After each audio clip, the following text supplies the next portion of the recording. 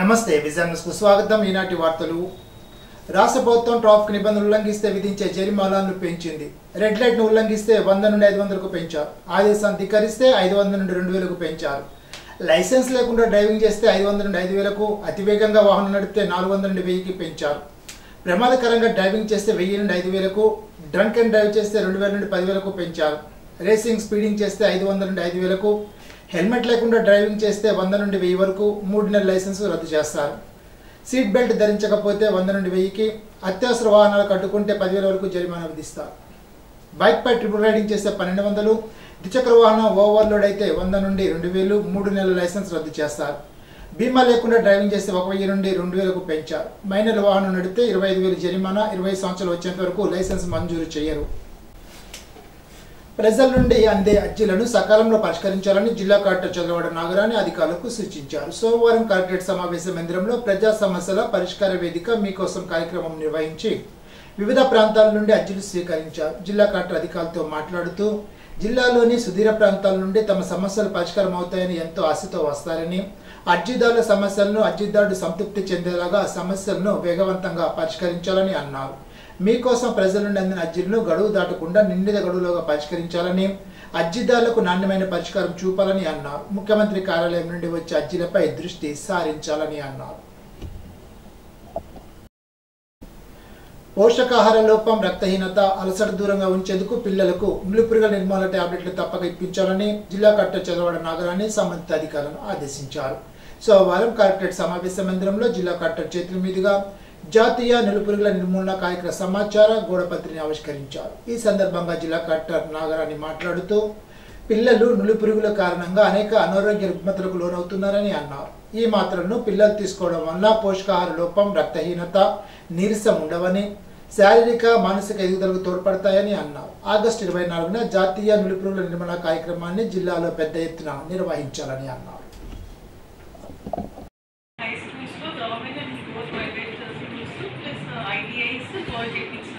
Wherever you find students up to the age of 18 years, this administration of this administering of albendazole tablet need to be done.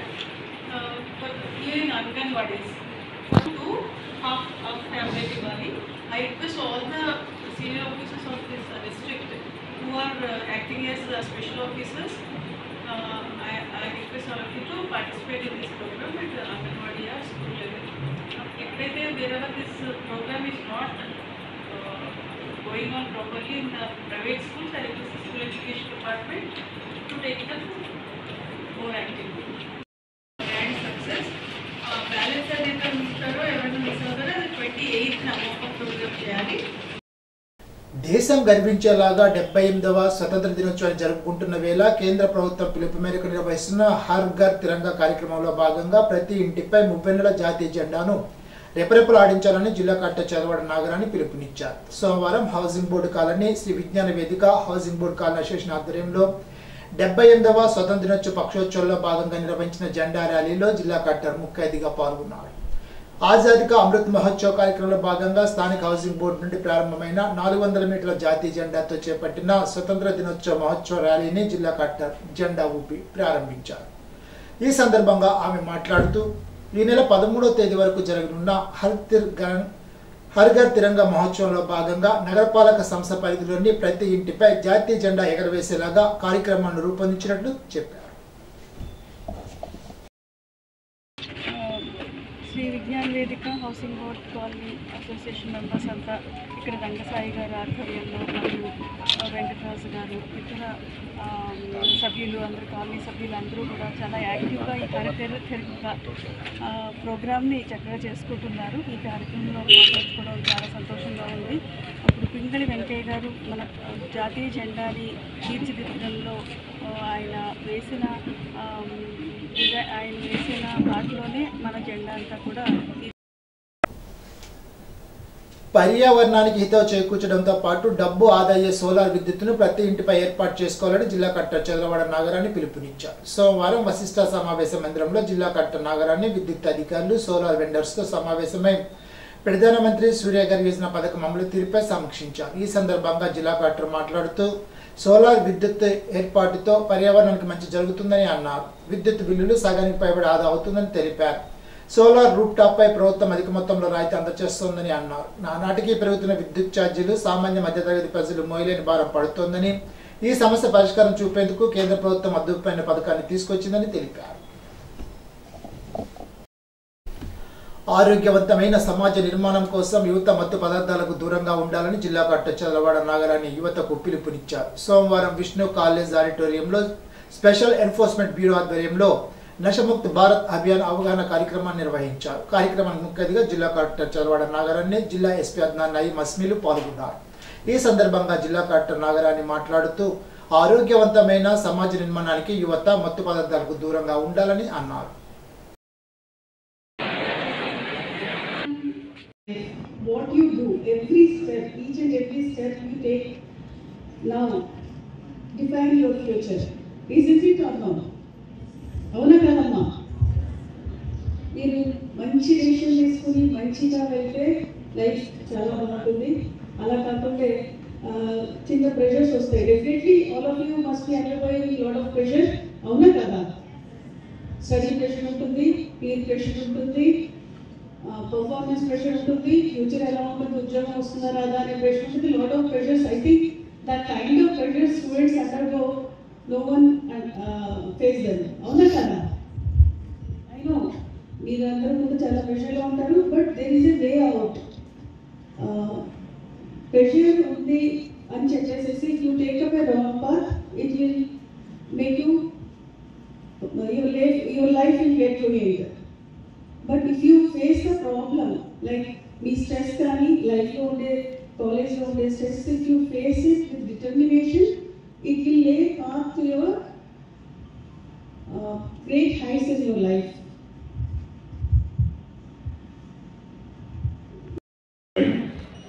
For maximum by 4th or 5th time you already become addicted, and by 10 to 15 time you want to drug, at least you have become a liar or started stealing because you need money. Money is limited, either from your parents or from friends. You start stealing to get it rich. In the worst case scenario, by 20th or 25th time, one starts selling because the body will keep on asking you. It's not like some normal food or something which you can have a control. That's why the importance given by the government across Nashmukt Bharat, Nashmukt Andhra Pradesh, all the governments are stressing.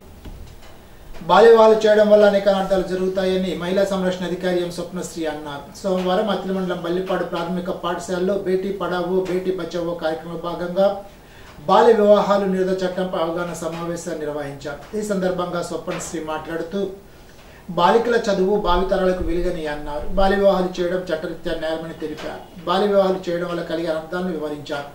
18 ఏళ్లు నిండకుండా ఆడపిల్లలకు, 21 ఏళ్లు నిండకుండా మగపిల్లలకు పెళ్లి జరపరాదని అన్నారు. బాల్య వివాహాలు జరిపే వారిపై చట్ట ప్రకారం చర్యలు తీసుకుంటామని తెలిపారు.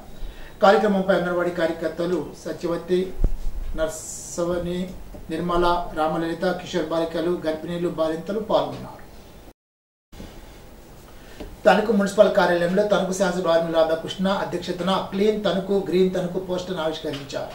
ఈ సందర్భంగా ఆయన మాట్లాడుతూ గత 5 ఏళ్లలో పారిశుధ్యం ఏ విధంగా ఉందనేది ప్రజలు గుర్తు చేసుకోవాలని, దోమల సమస్య, డ్రైనేజ్ సిల్ట్ సమస్య, పారిశుధ్య నిర్వహణ ఇవన్నీ గుర్తు చేసుకోవాలని అన్నారు.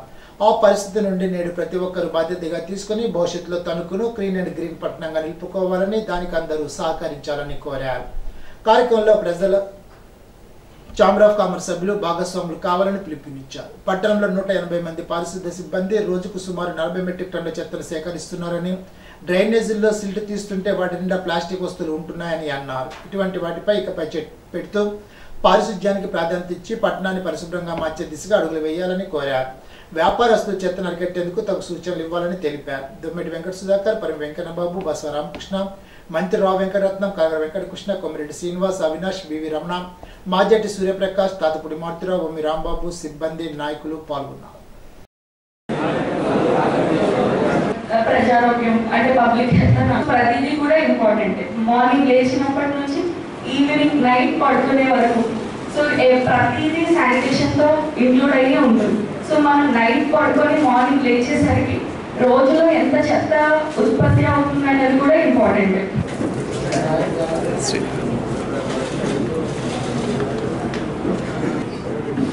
మన షాపుల దగ్గర రెగ్యులర్ పెట్టిస్తే ఈజీ అవుతుంది.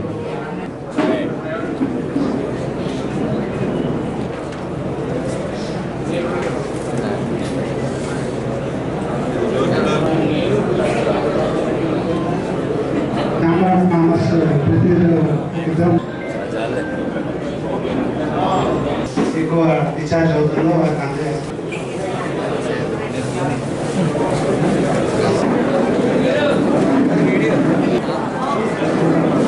గత 5 సంవత్సరాల్లో మన తణుకుపట్నంలో పారిశుద్ధ్య నిర్వహణ ఏ విధంగా ఉందనేది ఒకసారి మనం కూడా గుర్తు చేసుకోవాలి. 5 సంవత్సరాల్లో సెల్ఫ్లు తీయలేదు ఎక్కడ కూడా డ్రైనేజీలో. ఈరోజు ఒక్కొక్క డ్రైనేజ్ ఓపెన్ చేస్తుంటే 3-4 అడుగులు మొత్తం వాక్ అయిపోయి సిల్ట్ అంతా కూడా తీసే పరిస్థితి కూడా లేనటువంటి పరిస్థితి. అధిక వర్షాలు వస్తుంటే రోడ్లన్నీ కూడా నిండిపోతున్నాయి. ఆ విధంగా నిర్వహించారు. దోమల సమస్య 5 సంవత్సరాల్లో ఏ విధంగా ఉంది?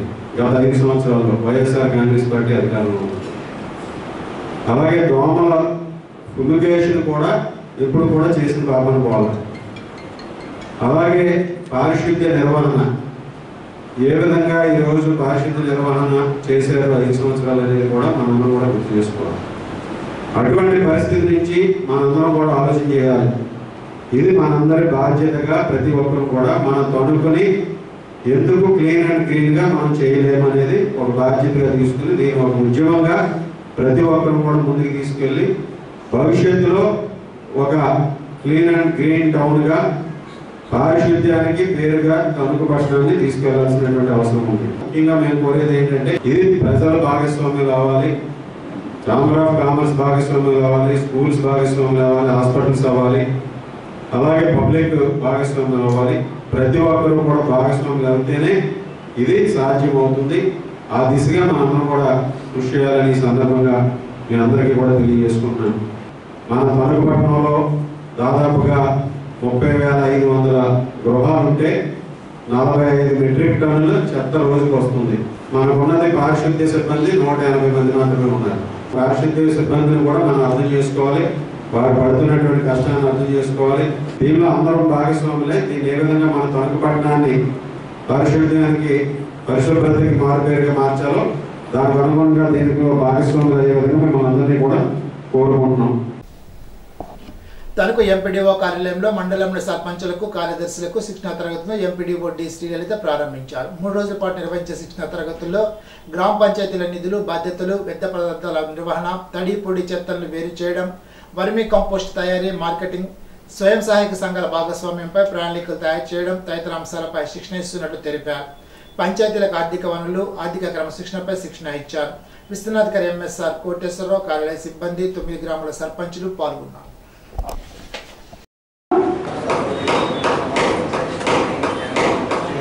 మనకి మన రాజ్యాంగంలో 11వ షెడ్యూల్ నందు 29 అంశాలతో సేవలు, కవేళాలు, మత్స్యకారుల లబ్ధిదారుల ఎంపిక ఖర్చు పెట్టాలన్న ఆదేశాలు కూడా ఇవ్వడం జరిగింది. మరి దాని గురించి రాబోయే రోజుల్లో పంచాయతీ వ్యవస్థ, పంచాయతీ గ్రామాల్లో ఎంతో అభివృద్ధిలోకి వస్తాయని కూడా చెప్పడం జరుగుతుంది.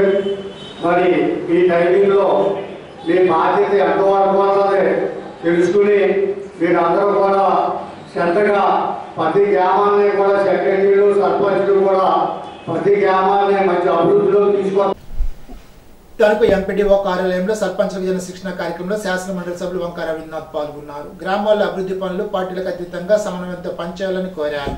స్వతంత్ర దినోత్సవ వేడుకల నిర్వహణకు నిధులు పెంచిన ఉప ముఖ్యమంత్రి పవన్ కళ్యాణ్కు అభినందనలు తెలిపారు. ఎంపీటీసీలు, జెడ్పీటీసీలు గౌరవ వేతనం పెంచాలని కోరారు. దాతలు ప్రభుత్వ గ్రాంట్లతో అభివృద్ధి పనులు చేయాలని సర్పంచులను కోరారు. MP Birudra Dhanaraju, ZPTC Mulapudi Annapurnadevi, MPDO Srilalitha పాల్గొన్నారు. ఎవ్రీ ఇయర్ వచ్చే డెవలప్మెంట్స్ ఏంటి, మనం ఎంతవరకు చేసాము, ఇంకా ఏం చేయాలి, ఏ విధంగా చేయాలి అనేటువంటి విషయాలు తెలుసుకోవడం అనేది చాలా ఇంపార్టెంట్. మన దేశంలో పంచాయతీరాజ్ వ్యవస్థ 1952 అక్టోబర్ 2 ఏర్పడిన తర్వాత దేశం మొత్తం మీద సెకండ్ స్టేట్ ఆంధ్రప్రదేశ్ ఫస్ట్ పంచాయతీరాజ్ని ఇంప్లిమెంటేషన్ చేయాలి.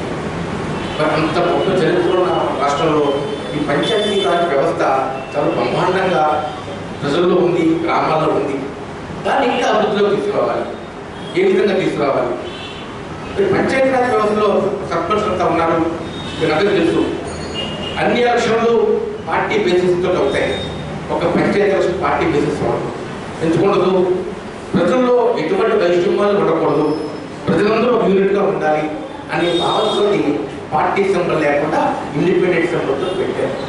అంటే అక్కడి నుంచి ఆ పంచాయతీలో ఎటువంటి భేదాభిప్రాయం లేకుండా అందరినీ ఒకే రకంగా చూసుకుంటూ అడ్మినిస్ట్రేషన్ చేయాలి అనే భావంతో పార్టీ బేసిస్ లేకుండా పెట్టడం జరిగింది. మరి పంచాయతీలు అంటేనే గ్రామాలు, అక్కడ ప్రధానంగా మంచినీటి సౌకర్యం, అలాగే రోడ్లు, అలాగే మురుగునీరు, హౌసింగ్, అగ్రికల్చర్, ఇవన్నిటికీ కూడా మీకు మన పంచాయతీ నుంచి మండలం, మండలం నుంచి జిల్లా, జిల్లా నుంచి రాష్ట్రం, రాష్ట్రం నుంచి దేశం, ఇండియా కూడా మనకి సంబంధాలు ఉంటాయి. అంటే ఇక్కడ మనం ఎంత కన్స్ట్రక్టివ్గా ఉంటే, ఎంత సిస్టమేటిక్గా ఉంటే అన్ని ఫండ్స్ వస్తాయి. మన పంచాయతీలన్నీ ఇలాంటి క్లాసులు ఎవ్రీ అవుతూ ఉంటాయి. ఎవ్రీ అటెండెన్స్ కూడా రికార్డ్ అవుతుంది. మరి లాస్ట్ ఇయర్ అటెండెన్స్ నేను చూసాను 45% అయింది, అంతకుముందు చూసాను 45% అయింది.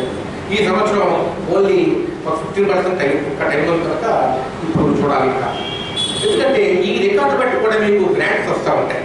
మన రాష్ట్రంలో ఇంపార్టెన్స్ పెరుగుతూ ఉంటుంది.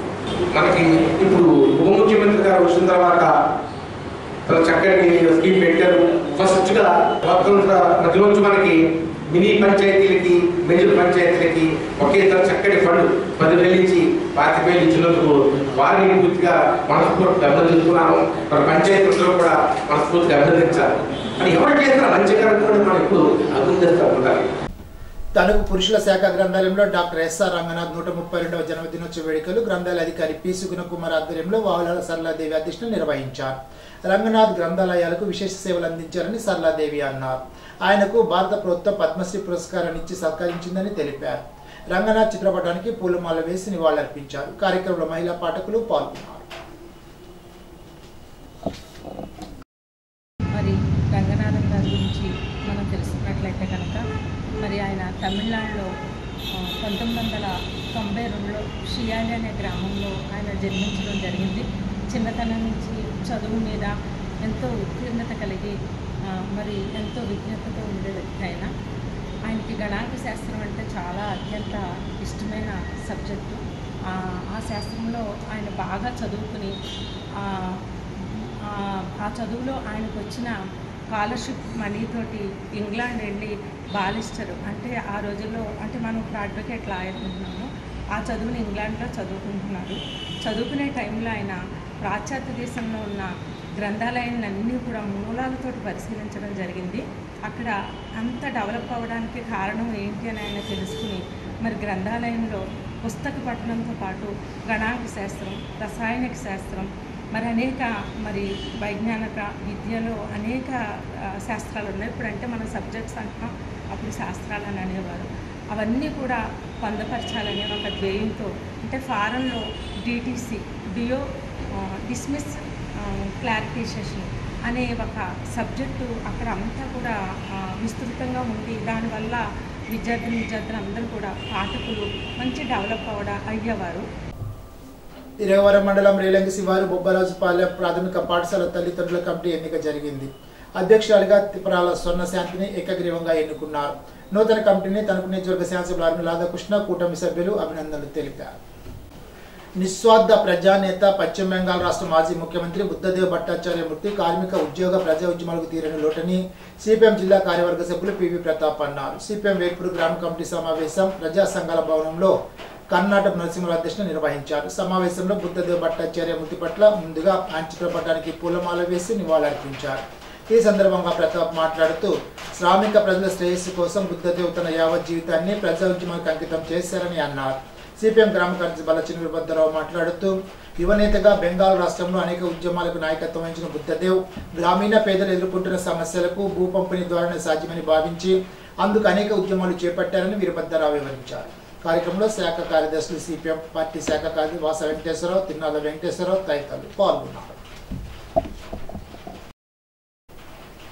తణుకురుగూడ మండలం దువ్వలో హర్ ఘర్ తిరంగా జాతీయ కార్యక్రమం భాగంగా మండల అధ్యక్షుడు దాసరి వెంకటస్వామి అధ్యక్షన దువ్వలో సరస్వతి స్కూల్ విద్యార్థులతో 100 మీటర్ల జాతీయ భారీ పథకంతో ర్యాలీ నిర్వహించారు. భారతీయ జనతా పార్టీ నాయకులు కార్యకర్తలు టీడీపీ జనసేన కూటమితో కలిసి ప్రతి ఇంటిపైన త్రివర్ణ పతాకం ఎగరవేయాలని ప్రజలను కోరారు. కార్యక్రమంలో భారతీయ జనతా పార్టీ జిల్లా ప్రధాన కార్యదర్శి Kovvuru Venkatareddy, state executive member Pedapulu రాఘవులు, ఎస్ఎల్కే గుప్తా, పులేపల్లి వెంకటవర ప్రసాద్, కట్టుంగ రామచక్రధరరావు తదితరులు పాల్గొన్నారు. ఇప్పుడు ఒక చిన్న బ్రేక్.